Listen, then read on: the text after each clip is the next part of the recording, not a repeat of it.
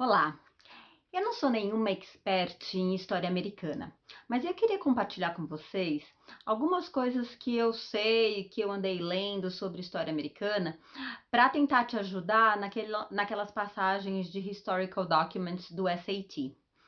Hoje eu decidi falar sobre federalismo. Eu não estou falando em ordem cronológica não dos acontecimentos, mas hoje eu vou falar um pouquinho sobre o que eu sei de federalismo. Então vamos lá.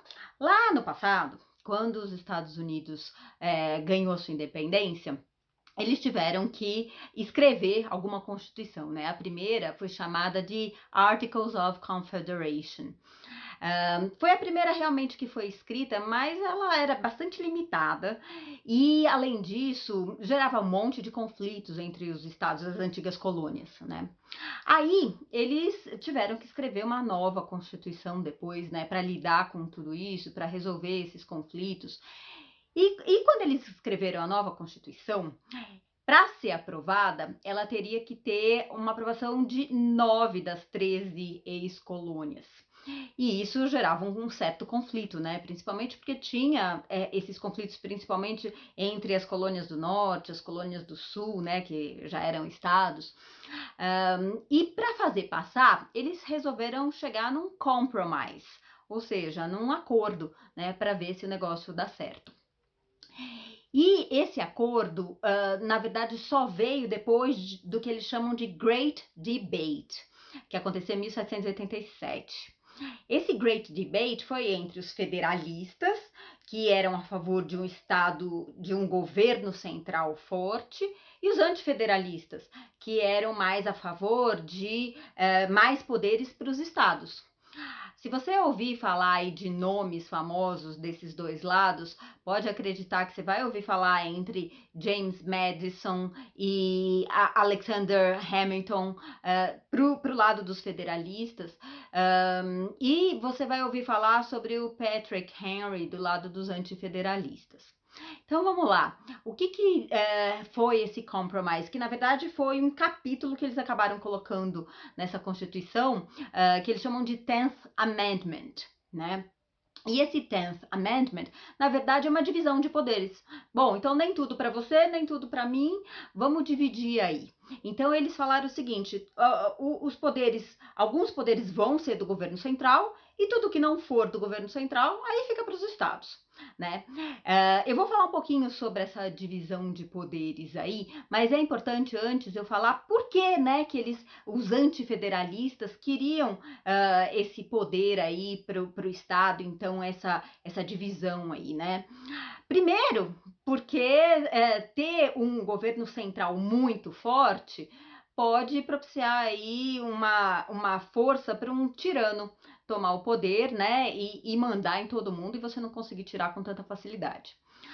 O outro motivo é que o governo é melhor ele estar perto do povo, né? Por que, que é melhor estar perto do povo? Porque daí as pessoas estão vendo, na verdade, o governo está vendo que aquele povo, aquele estado precisa e vai fazer as coisas boas para aquele estado. Se o povo não gostar, vai votar em outro governo. Ou então, uma pessoa determinada não gostou de alguma lei, por exemplo, a lei contra armas, alguma coisa assim, muda de estado, né? Num outro estado que tem uma lei diferente. Então, isso é legal. E outra coisa também é que os estados servem como laboratórios, né? Tem uma nova ideia que foi legal no estado, aí os outros começam a assumir sem que de repente você jogue isso pro país inteiro, né? Então, nesse 10th Amendment, eu vou até ler o que eles falam. Eles falam assim, ó: The powers not delegated to the United States by the Constitution, nor prohibited by it to the states, are reserved to the states respectively, or to the people. Ou seja, se não está no governo federal, o poder vai para os estados, né? E aí começa a divisão de poderes. O poder que fica no governo federal, eles chamam de expressed powers. O que é isso, basicamente? Assim, tem vários, né? Tem um artigo lá que fala sobre esses poderes, mas por exemplo, declarar guerra contra um outro país, os acordos bilaterais entre países, imprimir dinheiro, cuidar da imigração, das leis de imigração. Então, tem vários aí. Deixa eu ver se tem algum outro, assim, que eu gostaria de falar. Não, é mais isso. Aí tem os poderes dos estados. Por exemplo, emitir driver's license. Isso daí é poder do estado, né? O comércio interno dentro do próprio estado, as eleições, né? E aí tem alguns poderes que são compartilhados. Eles chamam de concurrent powers, né? Só que tem probleminha, né? Quando tem concurrent powers, por exemplo, né, pedir empréstimo, né? Isso pode ser uma coisa que é feita pelos dois ao mesmo tempo. Construir rodovia, pode ser que os dois, né? Os dois lados façam isso ao mesmo tempo. Só que tem conflito, né? Sempre tem briguinha em relação a isso. Eu vou falar de algumas, até mais recentes, né? Que não são tão lá da época da Constituição, mas por exemplo, vocês vão ouvir falar, sempre tem passagens sobre segregation. Então, lá nos anos 60 do século passado, os negros não podiam frequentar as mesmas escolas dos brancos, né? Principalmente eram os estados do sul, né, que brigavam mais em relação a isso. E aí o governo central foi lá e levou isso para a corte, né? Quando tem conflito assim entre os dois com esses concurrent powers, vai para a Suprema Corte, né? E a Suprema Corte, na verdade, decidiu em favor do governo federal, que realmente não era legal ter segregation, todo mundo junto. Uma outra mais recente, por exemplo, foi bem mais recente essa sobre driver's license. Então, os estados que podem emitir, né, driver's license. Aí, para você ir lá e pegar a sua driver's license, você tem que dar um monte de informação pessoal, né, lá para o governo. O que os governos estavam fazendo dos estados? Estavam usando essas informações e vendendo, né, vendendo para grandes empresas, porque daí você ia receber uma ligaçãozinha lá de marketing e tal. Começou a ter briga em relação a isso. O governo central foi para a Suprema Corte também para barrar isso daí, e com base no poder de falar sobre acordos de comércio entre estados e comércio mais amplo, ele conseguiu barrar, né? Então isso também foi barrado lá na Suprema Corte. Mas tem outras. Healthcare é um problema que continua até hoje, era dos estados, foi para o governo federal, está voltando, volta para estados sem discussão. Imigração é sempre uma briga.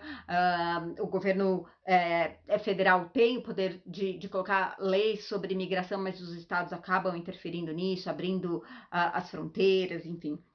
E agora, nessas eleições de 2020, vocês já devem ter ouvido falar sobre election fraud, né?